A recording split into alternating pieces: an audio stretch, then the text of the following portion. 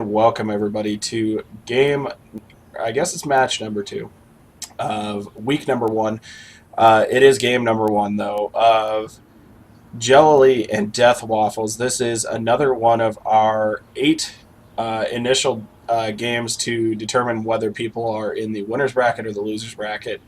To begin with, as we know, the people in the winners bracket have 2 more weeks of competition, and they'll have a break before the finals. But those in the losers bracket, not so lucky. They have to go through a very, I think, kind of grueling path to get back to the finals. But with that, let's no longer delay the inevitable and let us get into game number 1 between Deathwaffles, our pink Terran player up here in the 12 o'clock position, and the orange Zerg player Jleli down here in the 6 o'clock position. Just a note, and it was clarified by event staff on our Facebook page, which I definitely recommend going to check out. This series was not played on any of the tournament maps, but being the first week and people a little confused about what maps were there, what maps were not there, we allowed it to be played. So as the day goes on, you might see a couple of maps that you don't necessarily recognize as MLG stuff. Also, if you wanted to find that information, that's also on our Hivemind Facebook page. The rules and regulations and maps are all there. We see both players just continuing to do the normal good stuff at this point. Deathwaffles looking like he was about to get supply block there, but doesn't look like he did. Sending another SCV down to drop the racks for him. At this point, we see our Zerg player potentially going for hatch first, maybe. Maybe 14 pool, 14 gas. Who knows? At this point, looks like he is going for the hatch first, sending that drone, or maybe not. He's going scout. What do I know? Apparently, I don't know anything. Now, mind you, since this is the Blizzard version of this map, it looks like he is going for the hatch first. Never mind. This is the Blizzard version, so in this case, your opponent can spawn close by air, which would have been right here, but his opponent does spawn in the cross-spawn position. We also see that Deathwaffles got his first geyser down fairly quickly, and we actually see him going ahead and walling off like Terrans like to do against Zerg, to deny the scouting and whatnot of our Zergy friend. The spawning pool going down on 15 for Jleli at this point.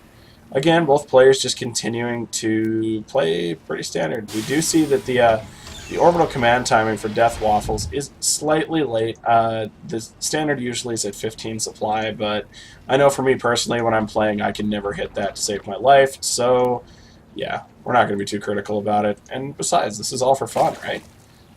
And bragging rights, I guess. You could consider it that.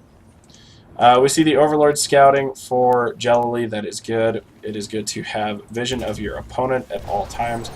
We see the Tech Lab going down on the barracks for Deathwaffles with another rack incoming. Continuing to pump SCVs with the first mule down. That expansion for Jleli just finished in production. We see 2 queens coming out, 1 at each base. That is good. Still no extractors, though. I don't know if he's going for some sort of, as they call it, Ice Fisher build. Where you get 3 bases up fairly quickly and then get all your gas, or if he's going for some sort of timing.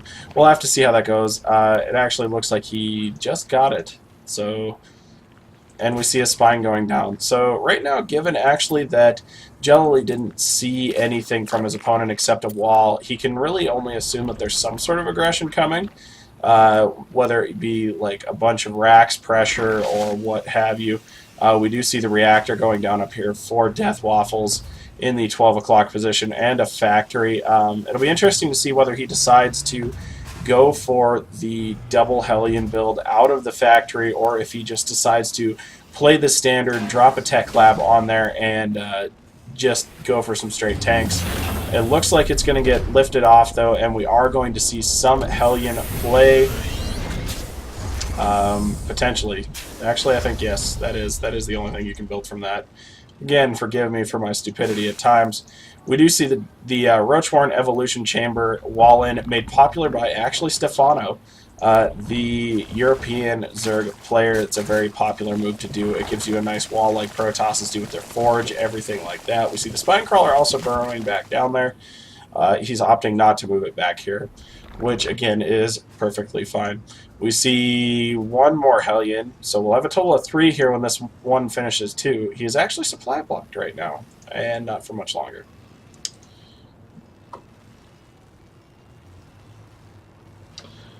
Going back down to our Zergy friends base, he is spreading that creep pretty well, actually. I don't know, let's see, he's got 1, 2, 3 queens out, so it looks like this queen is actually just going to be the dedicated creep queen, which is actually completely normal. You see a lot of Zerg players do this. We see the saturation down here at the natural continuing to fill up, getting a second extractor finally. At this point, it's still kind of unclear as to what Jleli is deciding to do. He did lose an Overlord somewhere. I didn't catch it. I apologize. But he's also going ahead and taking his third. I want to say relatively quickly. There are a lot of people that you know, the second or third expansion doesn't come roughly until about the 10-minute mark. See the second Spinecrawler getting thrown down these queens. Oh, and the roasting of the drones correctly, though. Jleli decides he's going to pull these drones. He's lining them up. Oh, no. Did he get away? Can he get away? He's lining them. Oh, and it looks like most of them do get away. Losing a few. We'll look at the Workers Lost tab here in a second. But these Hellions just actually kind of going to town on these drones at the moment. The Queens doing their best, and it looks like they are. Yes, they are going to clean them up. If we look at the Workers Lost tab, only 4. Or 18. What? Yeah, 18 killed. Sorry, I have a hard time reading these for some reason. But 18 workers killed for Deathwaffles on that one push with the Hellions. We see another evolution chamber coming down, double evo to completely wall this off. So the only way those Hellions can get in is right there, which for any Terran player, that is probably just a huge pain. +1 melee on the way for those Zerglings. The second evolution chamber just now finishing. We also see the tech lab getting thrown down on the factory as we had originally thought, and a second factory actually coming out now. And just as per usual, attacking down the barracks, the good stuff, getting siege mode for that tank, and looking like, actually, where is it? Where is it? Oh, right there, getting another orbital command, as well as +1. Excuse me, +1 Terran armor. Anymore, this is becoming a more of a trend now to see players go for the infantry armor, or the carapace or Protoss ground armor. They go for that early as opposed to attack for the survivability aspect of it. There again, it just comes down into personal play style. But either way, he is getting dem upgrades. Looks like we're going to go into double tank production here for our Terran hero. Level 1 carapace going down for our Zerg hero as well. Just working on Lair now. Lair is almost done. Looks like he's also keeping up on his injects. The little harass didn't actually seem like it hurt him all that much. See a bunch of spines going down. I don't disagree with this at all, actually. After that Hellion came through and roasted 18-year workers, you definitely don't want to have that happen again. So you throw that down. It looks like at some point, too, he did get 2 extractors down at his natural. We also see the infestation pit. So Ling Roach Infester, possibly into some Broodlord. Looks like he is getting Bro, and the Numerized Carapace? Overlord movement speed. Hey, we might see a drop. We might see a drop. That would be pretty killer, actually, to see a drop. As you know, for Terran players, that is getting to be kind of a pain, actually, whether it be Baneling drops on the tanks or whether it be Roach drops. But for the Zerg player, the actual pain is getting those units there. But anyway, that infestation pit is done. He can also just get that for the upgrades if that's what he so chooses. Looks like he is starting level 2 upgrades for the melee, taking his other gas geysers. Expect to see actually another expansion out of him here soon, but it does look like we have a big push coming out of Deathwaffles here in game number 1 on Metalopolis, taking out that Zergling at the Watchtower. Jleli definitely saw it. Look at the supply, though. Most of that, realize, though, that this supply actually, at this point, is a little misleading because a lot of that for Zerg is drones. Zerg wants to be around 80-ish drones. Somebody can correct me later in the chat or anything else, but Zerg wants to be about 80 drones to their bases to continue that. The Queen going ahead, and the Queen gets roasted. Rushing in with these lings. Oh, he needed to spread all of that out, but it looks like it's going to get cleaned up fairly well. We see those lings again.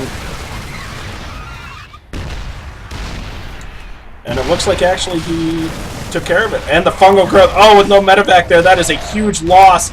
If he can keep those infestors and get another fungal off. Oh, and he does. Those Marines are just...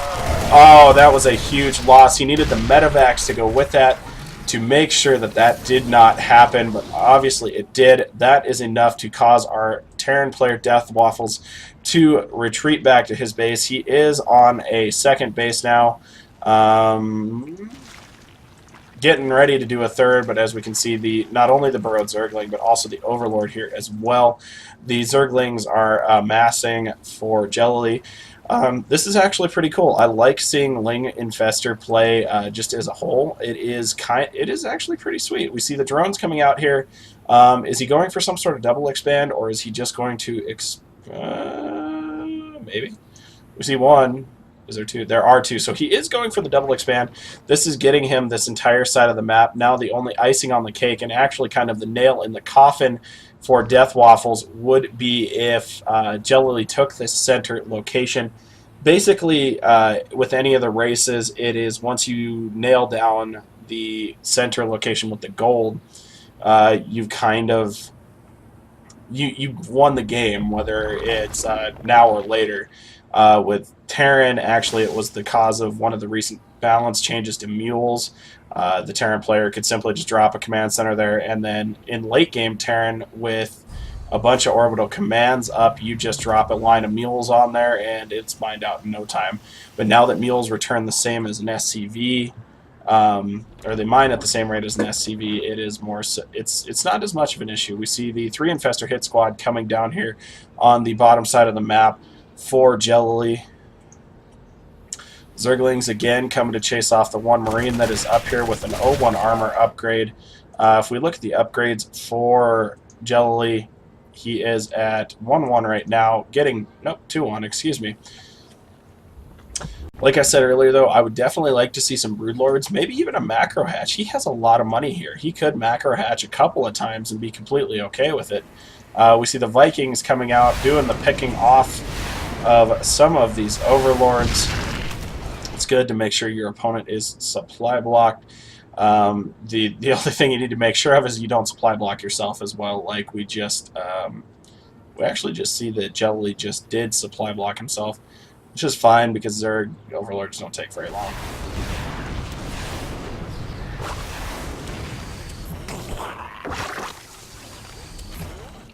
I apologize for that. I hit the wrong button, but we see the fungal growths and the infested Terrans taking down those 2 Vikings that were being oh so pesky. We see Zergling attack level 3 coming in, as well as if we go up here to Deathwaffles base, we see Terran vehicle upgrades level 2 and armor level 2 for infantry. It looks like down here is where the final battle may occur for this game. We may not know. Deathwaffles looking probably to just slowly push forward and inch forward so that you can secure it. He sees that there's no gold expansion, so he doesn't need to worry about pushing up into there. The Overlords as a decoy? Where's the army? There it is. We see the massive Zerglings coming in for Jleli. The 3-1 attack, the 2-1 attack just going to slowly eat away at that army. Fungal growths also working a huge number, and all that is left are those medevacs. Hopefully you can get those out there with no issues whatsoever. Those are some key fungal growths, actually. That in essence wiped out the entire army of his opponent. We actually do see, let's see if I can find it now. You see there it is, the Greater Spire going down for Jleli. So we will in fact see some Ling Infestor Broodlord action coming out. He definitely needs to take other gas geysers, though, if he wants to do it. That is the one thing with Zerg is that they can do. They can definitely take bases just for gas if they are very, very mineral heavy. We see the stream of Marines coming out. I do not know if it will be enough to stem this tide that is Deathwaffles. It sounds really weird to say, but the stemming the tide of Deathwaffles. I've never known waffles to kill me, but you never know, that might happen. We do see Terran Vehicle Level 3 coming in, as well as Stim. I didn't notice that until now, but that is a crucial upgrade for Terran. I'm surprised he didn't get that earlier. That's usually one of the two main upgrades that you get at the beginning, along with Combat Shield, but Stim just now finishing for our Terran player Deathwaffles. He's not producing that much at this point either. And these 5 infestors, the 5 infestor hit squad, as Destiny would like to say it, coming to take out this expansion. Oh, and there we go. And the scan going down in the stim, a little too late. We see the supply for Jleli, 146 to 63 of Deathwaffles. This is only a matter of time. I hate to say that. You always hope for the massive comeback. Just ask Boxer or Day 9. All you need for a comeback is a probe and a chair. But in this case, I don't think that is going to happen. We do see the command center from Jleli going to try and set down in the creep. That is not happening. Jleli at this point has actually done a really good job of just containing his opponent, making sure that he has not taken, a second or actually just a third base at all. That one burrowed Zergling apparently was enough to deter an expansion up at the top of the map. We do see more infestors just coming out to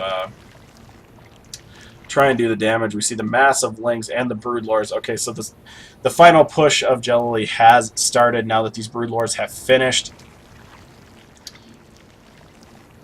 We see them rallying on his opponent's goal.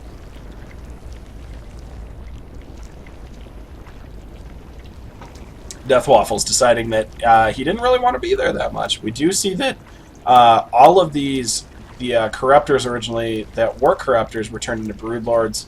I do like that move, especially in this case, because there's no Vikings out at this point.